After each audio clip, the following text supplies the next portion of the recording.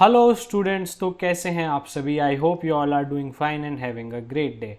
तो आज हम आपके कॉनिक सेक्शन का एक अच्छा सा क्वेश्चन देखते हैं जो आपकी एनसीईआरटी का ही क्वेश्चन है। इसमें we have to find the equation of the circle passing through 0,0 and making intercepts a and b on the coordinate axis. तो देखो, इसमें हमें equation of circle find out करनी है। तो इसमें समझने वाली बात क्या है, पहले ना जो चीज़ गिवन है हम वो लिख लेते हैं। देखो, इस सर्कल पे ये सर्कल जो है 0,0 से पास करता है, मतलब कोई पॉइंट है जो है 0,0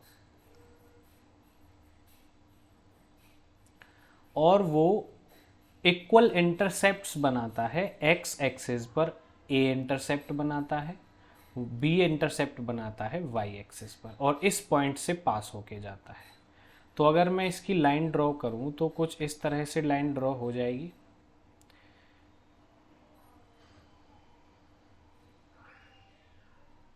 और ये लाइन इस तरह से, ये हमारा क्या हो जाएगा, ओरिजिन। ये इंटरसेप्ट हो जाएगा b, इसकी लेंथ होगी b, तो ये कोऑर्डिनेट हो जाएगा 0,b। ये कोऑर्डिनेट हो जाएगा क्योंकि ये x एक्सिस पर है, ये हो जाएगा a,0। ये हम सेंटर लेट कर लेते हैं, इसका सेंटर हो जाएगा इसका c। अब देखिए, c से मैं अगर इस कोऑर्डिनेट को ज्वाइन करूंगा तब भी रेडियस आएगा, इसको ज्वाइन करूंगा तब भी रेडियस आएगा, और इसको ज्वाइन करूंगा तब भी रेडियस आएगा। तो मैं तीन जगह डिस्टेंस फॉर्मूला लगा सकता हूँ। इस पॉइंट को मैं ले लेता हूँ B, कैपिटल B, और इसको ले लेता हूँ मैं A। तो देखो, यहाँ से हमें एक चीज़ तो पता चल गई कि CO is equal to CB is equal to CA, they all are radius and they will be equal because radius of the circle will be equal. अब डिस्टेंस फॉर्मूला लगा के OC की लेंथ हम निकाल सकते हैं सेंटर से। तो OC is equal to what, R। ये क्या हो जाएगी, रूट C के कोऑर्डिनेट्स हम लेट कर लेते हैं h, k। सेंटर के कोऑर्डिनेट्स हम h, k लेट कर लेते हैं। तो डिस्टेंस फॉर्मूला लगाएंगे तो h-0 का होल स्क्वायर प्लस k-0 का होल स्क्वायर, और रूट अगर लेफ्ट हैंड साइड में लेके आएंगे तो r² is equal to h² plus k²। ये जो आपका रिजल्ट आया है, ये इम्पॉर्टेंट रिजल्ट है इस क्वेश्चन का, बहुत ही इम्पॉर्टेंट पार्ट है। क्यों? क्योंकि इसका यूज़ हम आगे फाइंड आउट करने वाले हैं, यूज़ करने वाले हैं टू फाइंड द रेडियस। अब रेडियस हमें क्यों चाहिए? देखो, इक्वेशन ऑफ द सर्कल जो फॉर्म होती है वो कौन सी फॉर्म होती है? इक्वेशन ऑफ सर्कल कौन सी फॉर्म होती है? ये होती है x minus h whole square plus y minus k whole square is equal to radius square. तो यहाँ पे मुझे रेडियस की वैल्यू पुट करनी होगी, प्लस मुझे h और k जो सेंटर के कोऑर्डिनेट्स हैं ये मुझे फाइंड आउट करने पड़ेंगे। फाइंड आउट करने के लिए मैं यूज़ करूँगा CO, CB और CA को, और डिस्टेंस फार्मूला लगाऊंगा। तो देखो, इस इक्वेशन को मैं 1 नाम दे देता हूँ यहाँ पे। इसी तरह से मैं CB भी निकाल सकता हूँ, CB निकाल लेते हैं। CB कितनी हो जाएगी? ये हो जाएगी root h-0 whole square plus k-b whole square, और ये भी रेडियस ही है हमारी एक तरीके से, और दोनों तरफ स्क्वायर कर देंगे तो h² plus k² plus b² minus 2kb is equal to r²। अब देखो, r² की वैल्यू मैं यहाँ से पुट कर दूंगा। क्यों? क्योंकि मुझे h और k एलिमिनेट करके ये जो पॉइंट्स हैं आपके पासिंग पॉइंट्स, x और y क्या होते हैं? Passing points. x और y क्या होते हैं? Passing points. मुझे h और k को a और b की फॉर्म में चेंज करना है जिससे कि मैं इक्वेशन ऑफ सर्कल निकाल पाऊँ। और कौन सी फॉर्म आएगी लास्ट में? कुछ इस तरह की दिखने वाली फॉर्म मुझे लेके आनी है। यहाँ पे कुछ x के कॉफिशेंट में होगा, फिर यहाँ पे कुछ y के कॉफिशेंट में होगा, यहाँ पे कोई कांस्टेंट टर्म होगी इक्वल टू 0। तो ये चीज़ हमें लेके आनी है, ठीक है। तो चलिए, r² की वैल्यू मैं पुट कर देता हूँ। r² की वैल्यू h² k² अगर मैं पुट कर देता हूँ यहाँ पे, तो k² से k², h² से h², और यहाँ से b कॉमन ले लेता हूँ। तो b minus 2k, right hand side में तो ये तो पूरा 0 हो गया, b इधर जाके 0 हो जाएगा, और यहाँ से -2k will be equal to -b, minus से माइनस कैंसिल, k की वैल्यू आपकी कितनी आएगी b/2। जैसे अब ये k की वैल्यू आई है, ऐसे ही मैं h की वैल्यू निकाल लेता हूँ यूज करके CA पे डिस्टेंस फार्मूला। अब मैं CA पे डिस्टेंस फार्मूला यूज कर लेता हूँ, root h minus a whole square plus k minus 0 whole square. अब देखो यहाँ पे CA क्या है, ये भी तो रेडियस ही है, और दोनों तरफ स्क्वायर करेंगे तो रूट हट जाएगा और यहाँ पे आ जाएगा h स्क्वायर प्लस ए स्क्वायर माइनस 2ha प्लस के स्क्वायर। आर स्क्वायर की वैल्यू फिर दोबारा h स्क्वायर के स्क्वायर पुट कर दो, क्यों? क्योंकि इससे मेरी इक्वेशन आसान बन रही है और मुझे h और k की वैल्यू फाइंड आउट करने में आसानी हो रही है। देखो h स्क्वायर से h square cancel, k square से k स्क्वायर कैंसिल, यहाँ पे 0 बचा, यहाँ से a कॉमन ले लिया -2h, a इधर जाके 0 बन जाएगा, तो a minus 2h is equal to 0, a की वैल्यू 2h और h की वैल्यू कितनी आ गई a/2। बस यहाँ पे आपका काम हो गया।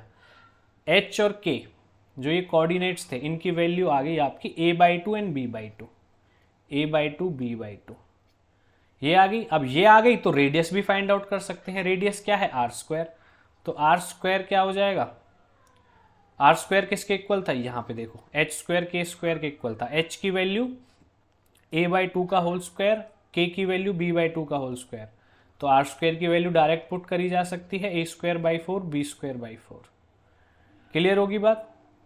अब इतना काम हो गया। अब ये वैल्यूज मैं कहाँ पे पुट करने वाला हूँ? सारी यहाँ पे। ठीक है, यहाँ पे मैं ये सारी वैल्यूज पुट करने वाला हूँ।